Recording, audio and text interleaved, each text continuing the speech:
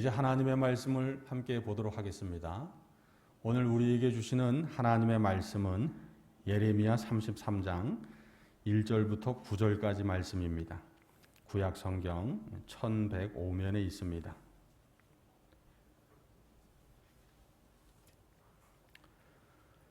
제가 봉독하겠습니다. 예레미야가 아직 시위대 뜰에 갇혀 있을 때에 여호와의 말씀이 그에게 두 번째로 임하니라. 이르시되 이를 행하시는 여호와, 그것을 만들며 성취하시는 여호와, 그의 이름을 여호와라 하는 이가 이와 같이 이르시도다. 너는 내게 부르짖으라. 내가 내게 응답하겠고 내가 알지 못하는 크고 은밀한 일을 내게 보이리라. 이스라엘의 하나님 여호와께서 말씀하시니라. 무리가 이 성읍의 가옥과 유다 왕궁을 헐어서 갈대아인의 참호와 칼을 대항하여 싸우려 하였으나 내가 나의 노여움과 분함으로 그들을 죽이고 그들의 시체로 이 성을 채우게 하였나니 이는 그들의 모든 악행으로 말미암아 나의 얼굴을 가리어 이 성을 돌아보지 아니하였음이라.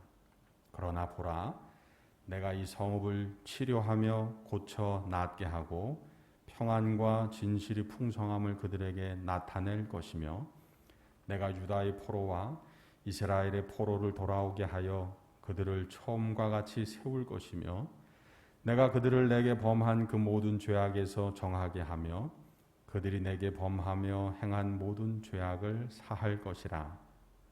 이 성읍이 세계 열방 앞에서 나의 기쁜 이름이 될 것이며 찬송과 영광이 될 것이요 그들은 내가 이 백성에게 베푼 모든 복을 들을 것이요 내가 이 성읍에 베푼 모든 복과 모든 평안으로 말미암아 두려워하며 떨리라.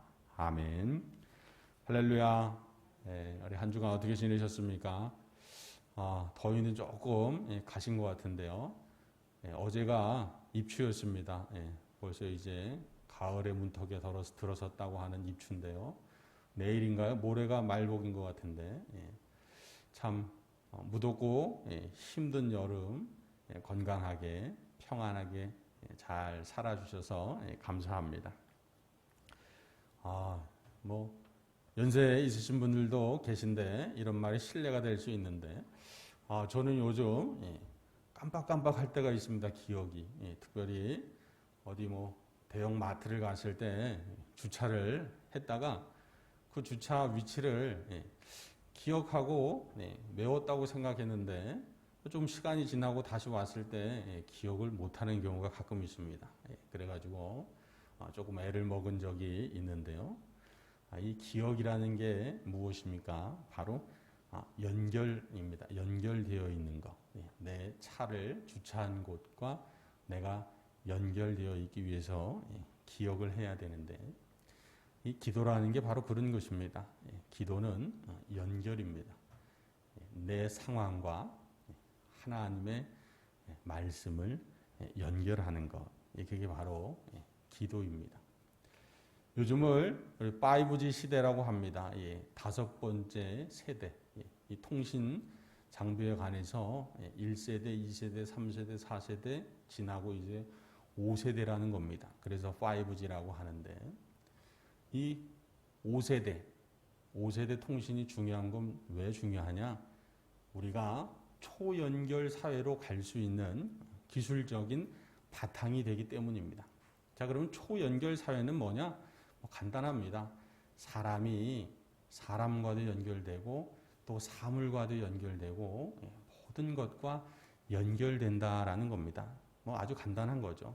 예를 들면 우리가 출근하기 전에 집에서 자동차 시동을 걸 수 있잖아요. 아니면 밖에서도 집에 에어컨이나 난방기를 돌릴 수 있고 아니면 요즘 밖에서도 우리 집 냉장고에 있는 재료가 뭐가 있는지 얼마나 지났는지 유통기간이 얼마나 남았는지 이런 것들을 확인할 수 있는 것. 이게 초연결 시대고 초연결 사회입니다. 이미 우리는 2년 전에 5G 서비스를 시작하면서 대한민국은 이 초연결 사회로 접어들었다고 이야기할 수 있습니다. 자, 그런데 이 초연결 사회, 사람과 사람이 연결될 뿐만 아니라 사람과 사물이 연결되고 모든 것이 연결돼서 자, 그래서 그러면 그게 이점이 뭔데? 그게 장점이 뭐야? 좋은 점이 뭐야? 라는 그것이 중요한데요. 그것은 간단히 말해서 문제를 해결할 수 있는 능력이 증가하는 겁니다.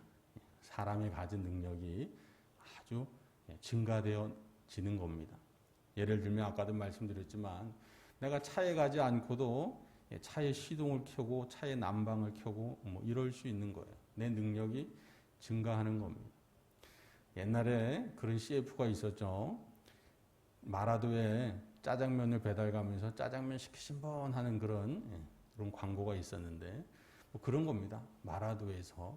물론 지금은 마라도에 짜장면집이 있더라고요. 마라도에서 짜장면이 먹고 싶은데 바로 전화로 배달 서비스로 그렇게 문제를 해결할 수 있는 겁니다.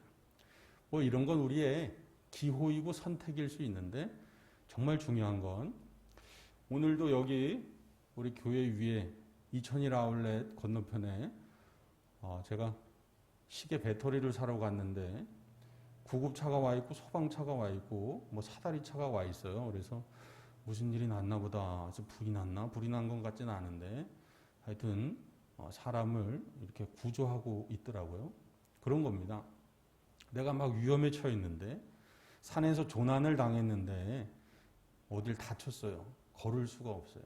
그럴 때 우리 119에 연결이 되면 뭐 구조 헬기를 보내줄 수도 있고 그래서 내 생명의 문제를 회복으로 해결할 수 있는 것. 이게 바로 초연결 시대의 장점인 거죠. 그리고 그 문제 해결의 능력을 키우기 위해서 우리는 초연결 사회를 만들어 가려고 하고 있는 것입니다.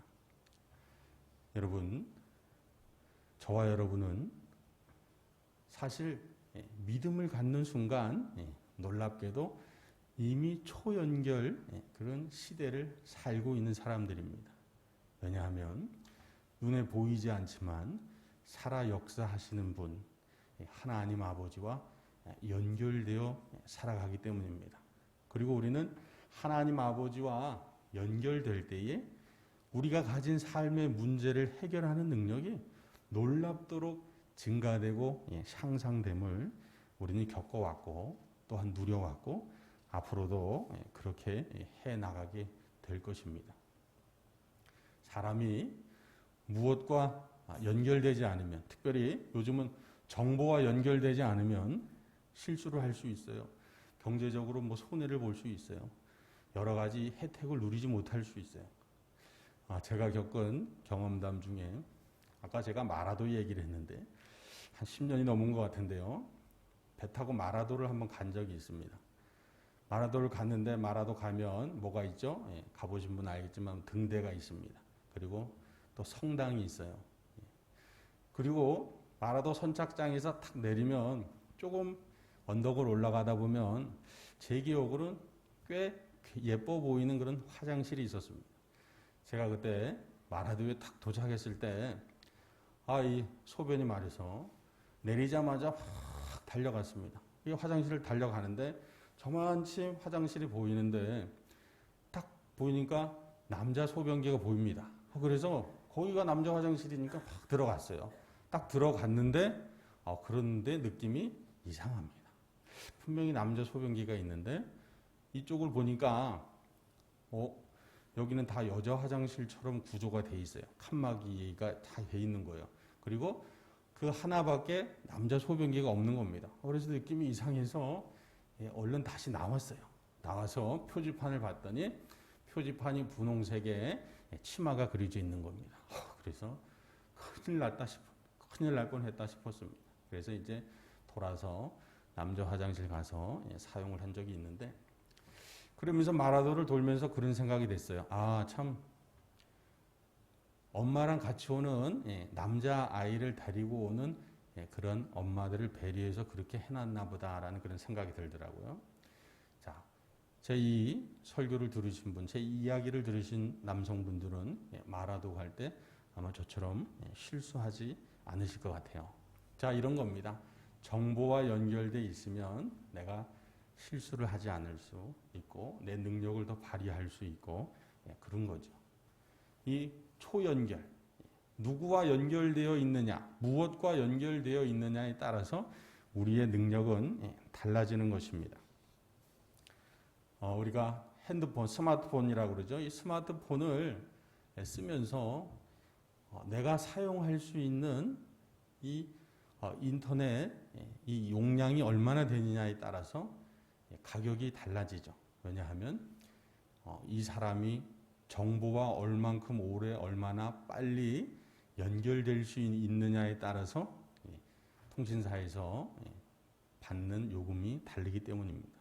그만큼 무엇과 연결되어 있다는 게 중요하다는 거죠. 우리는 또 그 사회를 살고 있습니다. 다시 말씀드리지만 저와 여러분은 이미 믿음을 갖는 그 순간부터 초연결 사회를 살고 있는 거예요. 그리고 이 세상에 초연결 사회가 아무리 발달한다 해도 그러나 믿음을 갖는 것, 즉 보이지 않으나 살아 역사하시는 하나님과 연결되어 있는 사람은 그 이상의 비교할 수 없는 능력을 누리며 살아갈 수 있는 것입니다. 자, 이제 우리가 하나님과 연결되어 있던 예레미야를 만납니다. 예레미야는 hil기야의 아들입니다. 그는 남유다 멸망 직전에 몇십 년 동안 하나님께 예언자로 그렇게 사명을 받고 활동했던 사람입니다. 하나님께서 예레미야에게 이렇게 선포하라고 하십니다. 두 가지를 선포하라고 하셨는데요. 한 가지는 심판이었습니다. 왜 심판이냐? 그 당시에 남유다, 이스라엘도 마찬가지였지만 남유다가 주전 586년에 바벨론에 망하게 되는데 그 망하기 직전에 나라의 상황이 말이 아닙니다. 신앙적으로 하나님을 경배해야 하는데 하나님만 영과 진리로 예배해야 하는데 그렇지 못하고 우상 숭배가 만연합니다.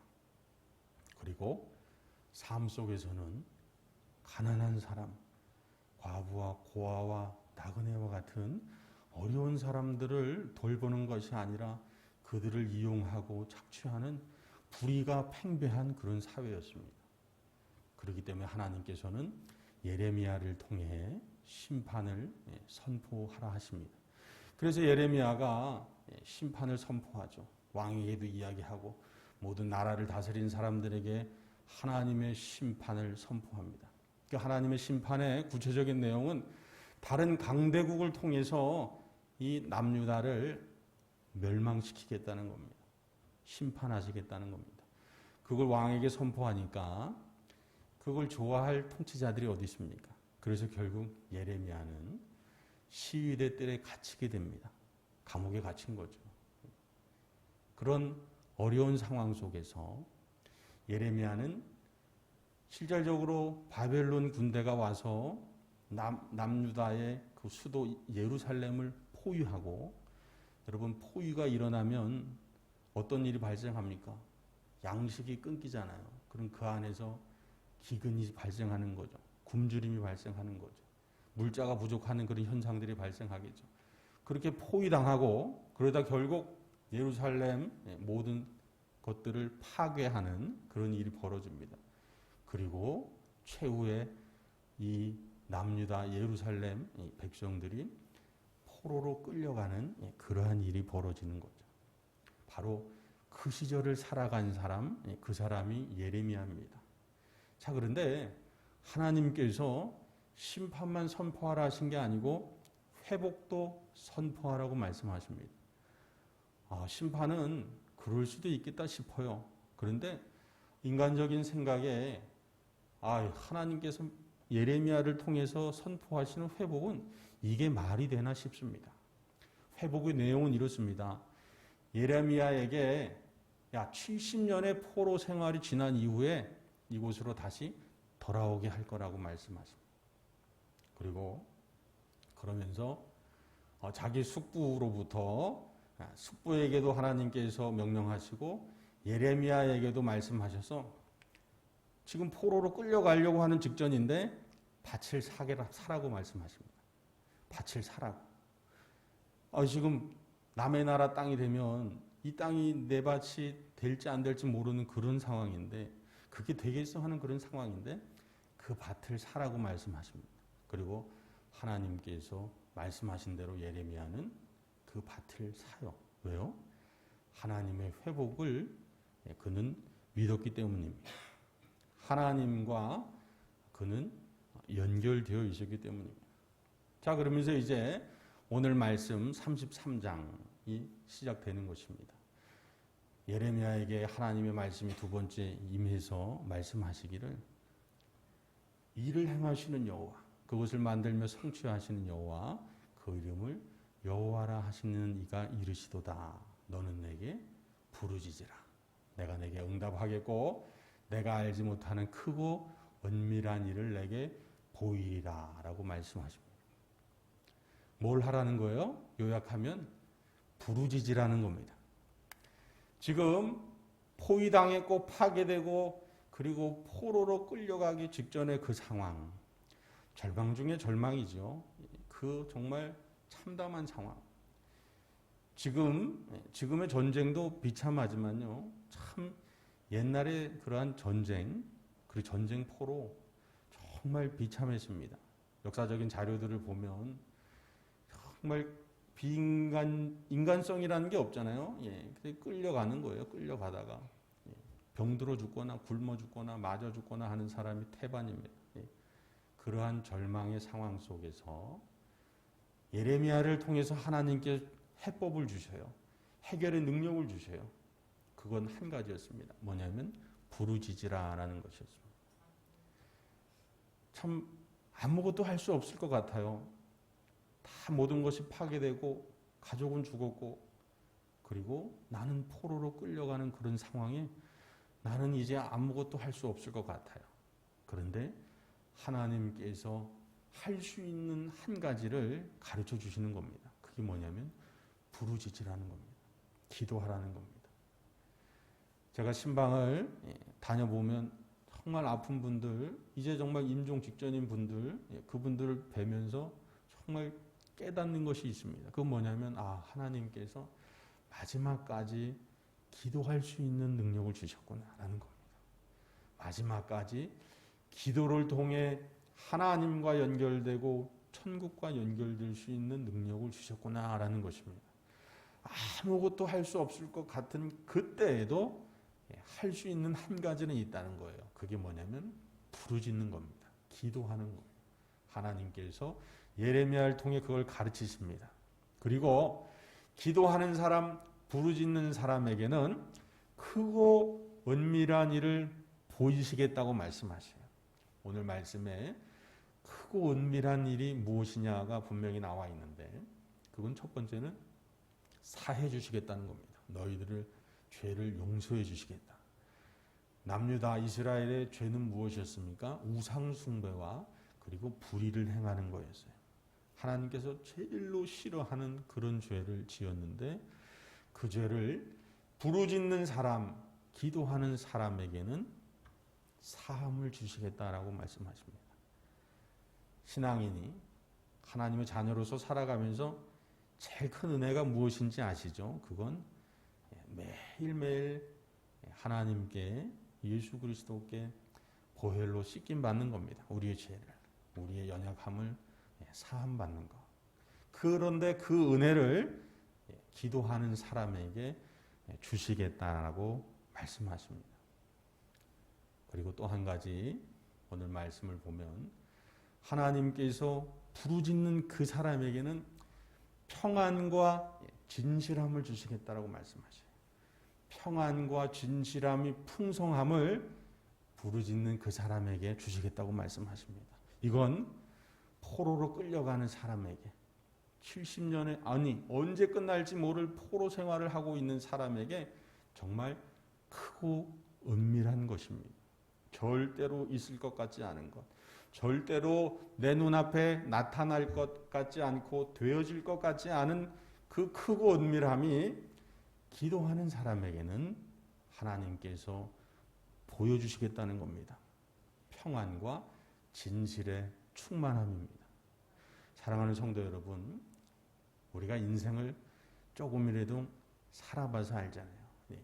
5살을 살았든 30년, 40년, 70년, 80년을 살았든 우리 안에 두려움이 생기면 문제는 점점 커져가고 내가 할 수 있는 일은 점점 줄어들게 되는 것입니다. 정말 유수에 무릎 높이도 안 되는 물에 익사하는 그런 사람들이 왕왕 보입니다. 그 사람 물을 먹고 익사한 걸까요? 아닙니다. 겁을 먹고 익사한 거예요. 두려움을 먹고 익사한 겁니다. 평안이 그만큼 중요한 겁니다. 내일이 올 것 같지 않은 그러한 포로 생활 중이지만, 그 비참한 생활 중이지만, 그러나 기도하는 사람에게는 하나님께서 평안과 진실함의 풍성함을 주시겠다는 겁니다.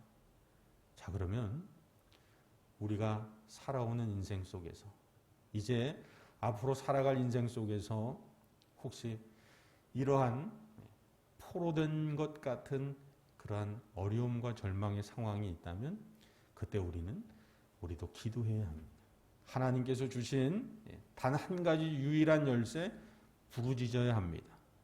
그래서 하나님과 연결되면, 그러면 하나님의 평안이 저와 여러분의 평안이 될 것입니다. 그리고 하나님의 능력이 저와 여러분의 능력이 될 줄로 믿습니다. 이만큼 기도하는 사람에게 하나님께서 주시는 이 두 번째 크고 은밀함, 그것은 평안함과 진실함의 충만함이라는 것입니다. 자, 그리고 마지막으로 한 가지 더 하나님께서 부르짖는 그 사람에게 주시겠다고 말씀하시는 크고 은밀함이 있어요. 그건 뭐냐면 오늘 말씀 보시면 너의 이름이 하나님의 기쁨이 되게 했다고 말씀하십니다. 그리고 너를 하나님의 찬송과 영광이 되게 하시겠다고 말씀하십니다. 놀라운 일입니다. 아무것도 보잘것없는 포로, 희망도 소망도 없는 포로, 그 포로에게 하나님께서 기도하면, 부르짖으면 이후에 반드시 하나님의 찬송과 영광이 되게 하시겠다고 말씀하시는 겁니다. 이게 얼마나 놀라운 일입니까? 자, 이 예레미야를 통해서 저와 여러분이 오늘 하나님과 연결되시기를 주님의 이름으로 소망합니다. 그리고 예레미야를 통해서 언제든 우리가 할 수 있는 가장 강력한 일, 그것은 우리의 무기, 가장 강력한 무기, 그것은 하나님께 기도로 연결되는 것입니다. 자, 그러면 저와 여러분은 내 능력이 아닌 하나님의 능력으로 살아가는 그러한 삶을 살게 되실 줄로 확신합니다. 바로 예레미야를 통해서 오늘 우리에게 주시는 하나님의 말씀입니다. 문제가 아무리 작아도 우리가 하나님과 연결되어 있지 않으면 우리는 한없이 작아집니다. 물론 처음에는 하나님과 연결되어 있지 않을 때 사람의 모습을 보면요, 누구보다 힘이 있는 것 같아요.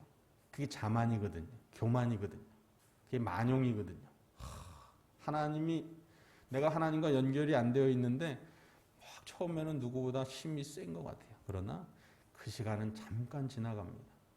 그리고 이내 하나님과 연결되어 있지 않기에 아무 능력이 없음을, 그렇게 절망의 삶을 살게 되는 것이 우리 사람입니다. 왜냐하면 하나님께서 우리를 지으시고 우리의 코에 하나님의 생기를 불어넣어 주셨기 때문입니다. 우리는 하나님의 생기로 살아갈 때 생명으로 살아가는 겁니다. 그렇다면 하나님의 생기가 무엇이에요? 바로 하나님께 기도로 연결되는 것, 그것 아니겠습니까? 지금 동남아에 있는 후배 목사님 전화를 받아보니까 거긴 너무 심각합니다.